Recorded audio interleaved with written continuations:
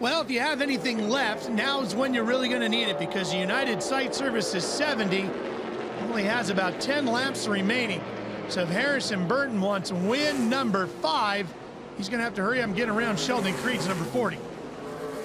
He does, and maybe Todd Gillen might have a little something to deal with there. I just saw that the fastest lap was Chase Purdy, who's trying to run him down. But I think this is the point where you are done saving. You're going to put everything to the side here and try to push as hard as you can to get the positions in front of you, because at this point, there's no guarantee you're getting a caution, and you're coming down close enough to the end that you need to just try and get every position possible.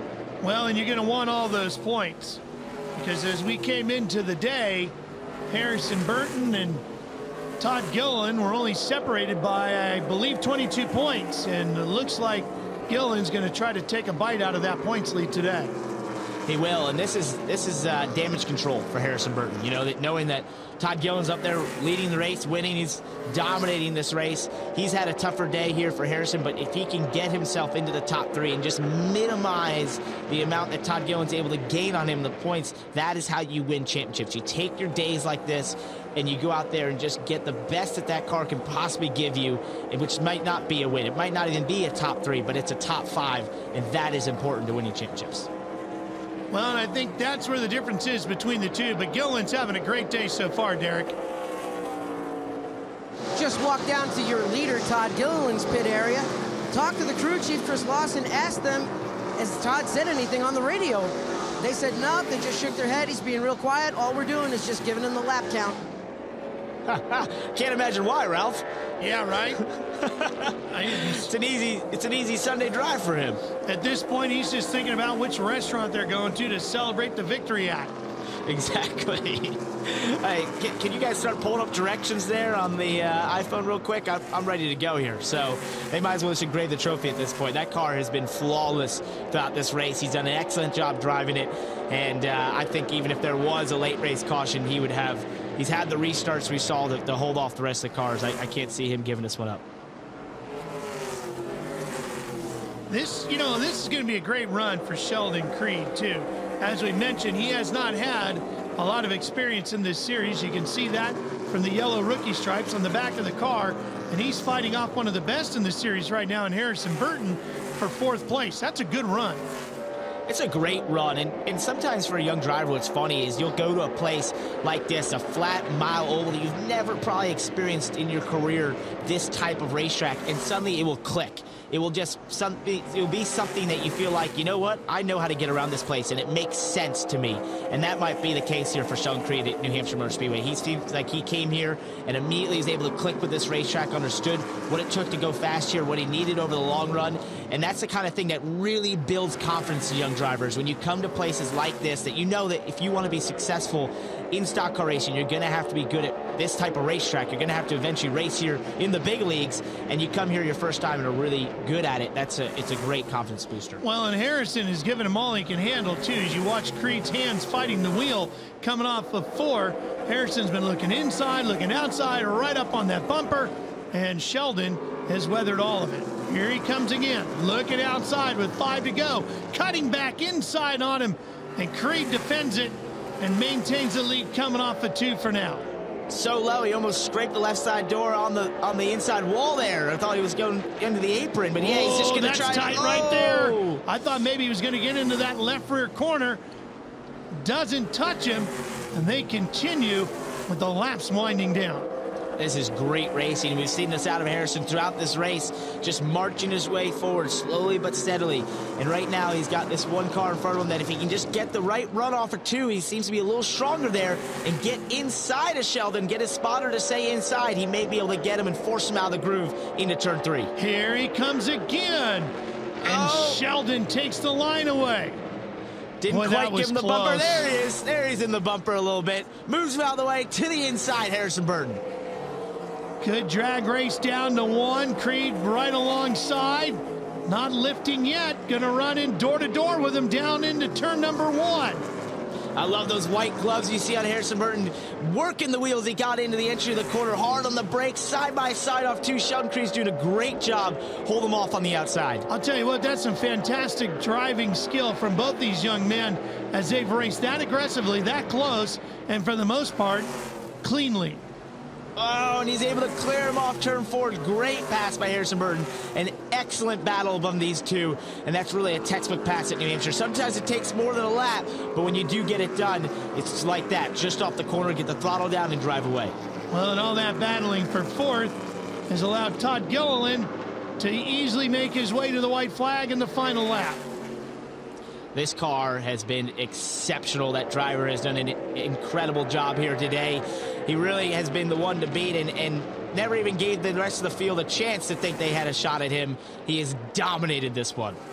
Todd Gilliland, second win of the year, will come in New Hampshire in the United Site Services 70 as he claims the win here today. Very impressive win by Todd Gilliland, and a statement for the championship there, Ralph. You know, knowing that he's going up against Harrison Burton, who's been able to win more times this season than him, he had to get back in victory lane and say that he wasn't going to let Harrison run away with it, and that's what he did here today. Well, let's go down to pit lane. Here's Derek. Kind of an easy one for you today, wasn't it? I definitely wouldn't say easy. It's been a tough week between Thompson and here and getting cars ready and tearing one up there, but yeah, it's definitely awesome. Anytime DGR, BMR can finish 1-2, that's huge for us. So really proud. How is it that this kid is just so good? Every time he hits the track, he's fast, restarts, initial starts, he's on it each time. Man, I wish I had the answer. You know, it's incredible. It's very rarely does he make a mistake, and when he does, it's so minimal that, you know, he can overcome it, and he does, and he never gets never gets worked up. So I think that's the whole thing, whole key. We'll see you in victory lane. Thank you. Todd Gilliland wins the big one here at New Hampshire. Boy, he certainly didn't make many mistakes here today. That was as smooth a race as you'll ever see. Todd Gilliland did a great job. Grabbed the lead, never looked back. We'll be right back after these words. K&N Pro Series racing on NBCSN is brought to you by K&N High Flow Air Filters and Air Intake Systems, because everyone loves that fast car smell. Todd Gilliland has made his way to victory lane for the second time this year. Our Derek Prentice-Siglio is down there ready for Todd to crawl out of the Napa Auto Parts number 16. Todd Gilliland picks up the big win here this afternoon at the New Hampshire Motor Speedway. The Bill McAnally Racing Team smiles and hugs all around. David Lewis from Robert Yates Racing Engines coming in, and of course, here comes Dad, David Gilliland, to give his son a hug. Congratulations today on a race you dominated. Yeah, thank you. That's how we like to win them. You know, I knew we could get them if there was a late race restart, but man, these ones feel the best for sure for us and everyone on my Napa Auto Parts team. You know, we have some guys from Frontline Enterprises here also, a big sponsor of us, so it's really cool to have you know, everyone here. I got to thank God, my team, my mom, she's here, everyone for believing in me. And we started out this year pretty rough, and but it's all coming around, and I can't wait to finish this thing off. Only the second race for this car. You've had some luck with another car in the past, multiple wins this year, but did it make you a little nervous pulling out onto the track knowing that you don't have much luck with this car? Not at all. You know, we were in the lead at Memphis when we had an issue, and this thing's got some big speed. So, you know, it just goes back to preparation. All our cars are so similar that it doesn't matter which one we bring; they're all going to be fast, and that's all preparation of these Napa guys. Todd Gilliland wins today and closes that point gap between he and Harrison Burton. There's Bill McAnally in that black shirt, giving his driver a big hug, and here's a look at those final results. Ronnie Bassett Jr., we didn't talk about him too much today, but he had a solid run to third, and Chase Purdy started on the pole, finishes in second. Great runs by those two. Sheldon Creed able to come home with a top 5. Great run by him. Excellent racing there between him and Harrison Burton at the end. Let's go back down inside the racetrack and hear from the man who finished second today with Derek. Well, Chase Purdy, once again, comes home in the second spot. Had a very fast car, but it looked like it faded towards the end. What happened? Just honestly, I tried to stay behind those lap cars, maybe put pressure on them, and maybe they'd get into each other and spin out, and there'd be a caution to have a chance at the 16 for the win. But that didn't happen. But hats off to my guys, David Gilliland Racing. Gotta thank Bama Buggy and Textron Off-Road, and just everybody that makes it happen. And finishing second, it's good and all, but it kind of sucks because we've qualified on the pole, 4 times, and haven't sealed the deal. I kind of feel like Kyle Larson, but we'll see. Well, with Kyle Larson, he finished second a bunch of times before he started to dominate. You know that you've got good cars. You know you've got fast cars. Do you think it's just a matter of time? Gotta be. I mean, it's definitely been a long time coming for me to get in victory lane, but I wish I could be there, and hopefully it will happen next week and sometime soon. But just gotta keep at it and keep digging, keep my head up, and move on. Strong run and a good points day for Chase Purdy. Speaking of the points, let's see how they stack up now after the checkers. It was 22 between Burton and Gilliland when we started the day. It's down to 14 now, Parker. Yeah, it's just tightening up between these two. The battle gets better.